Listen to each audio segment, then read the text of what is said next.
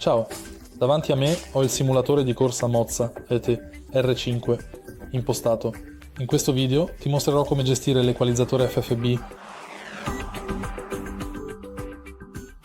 All'inizio andiamo all'app MOZA Pit House, vai su Impostazioni di base e ora vai all'equalizzatore degli effetti FFB. Qui puoi regolare le vibrazioni del corpo del volante.